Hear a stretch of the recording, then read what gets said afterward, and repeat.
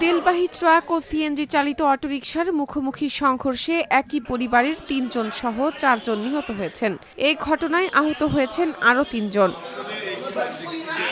২২ August দুপুরে ঢাকা সিলেট মহাসড়কের ওসমানীনগর উপজেলার ব্রাহ্মণগ্রাম এলাকায় এ দুর্ঘটনা ঘটে। পুলিশ সূত্রে জানা গেছে, সিলেট থেকে ঢাকাগামী পদ্মা কোম্পানির তেলবাহী একটি ট্রাকের সঙ্গে বিপরীত দিক থেকে আসা যাত্রীবাহী সিএনজি চালিত অটোরিকশার মুখোমুখি সংঘর্ষ হয়। এতে অটোরিকশাটি দুমড়ে মুচড়ে যায়। ঘটনাস্থলেই অটোরিকশায় থাকা ৪ জন নিহত হন। নিহতরা হলেন সুনামগঞ্জের জগন্নাথপুর উপজেলার শ্রীরামসি গ্রামের নিয়ামত আলী, তার স্ত্রী হজুফা বেগম, মেয়ে আয়েশা বেগম এবং সিএনজি চালক মৌলভীবাজারের শেরপুরের লালন মিয়া। দুর্ঘটনায় গুরুতর আহত ৩ জনকে উদ্ধার করে সিলেটে এমএজি ওসমানী মেডিকেল কলেজ হাসপাতালে পাঠানো হয়েছে বলে নিশ্চিত করেছেন ওসমানীনগর থানার ওসি গোলাম মোস্তফা।